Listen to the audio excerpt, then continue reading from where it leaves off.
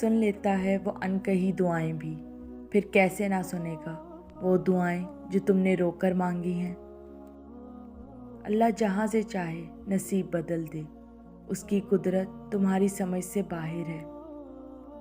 तुम ये जान नहीं सकते जिन लम्हात में तुम सब्र कर रहे होते हो, अल्लाह तुम्हारे लिए किस किस ज़रिए से मदद तैयार कर रहा होता है। अल्लाह जो तुम्हारा दिल अब तक नहीं बदल रहा, मुमकिन है तुम्हारे सब्र को देखकर तुम्हारे नसीब को बदलने का फैसला कर चुका हो।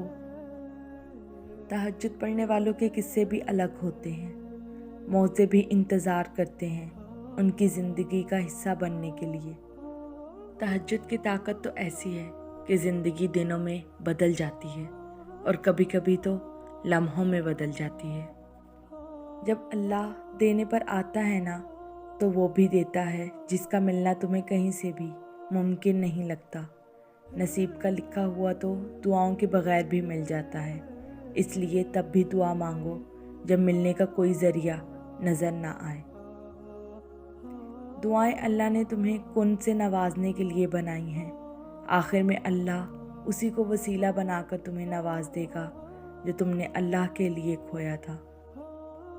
तहज्जुद का सजदा ही कुन फयाकुन तक लेकर जाता है। ये जो मुश्किल है, परेशानी है, ये आज है, कल कहानी बदल जानी है। कभी कभी तमाम दरवाजे इसलिए भी बंद हो जाते हैं कि अल्लाह तकदीर बदलने के लिए तुम्हें भी एक मौका देना चाहता है, दुआओं के ज़रिए।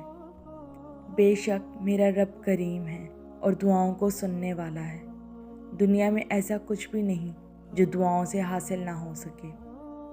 दुआ और यकीन कामिल हर बंद दरवाजे को आप पर खोल देते हैं, और ये यकीन भी वो रहमान रब अपने बंदे के दिल में डालता है, फिर नामुमकिन भी मुमकिन होने लगता है। अल्लाह अपने बंदे की खामोश सरगोशी को भी नज़रअंदाज नहीं करता। वो जानता है कि उसका बंदा कितनी तकलीफ़ में है। वो बस आजमाता है, कभी गिरने नहीं देता, संभाल लेता है।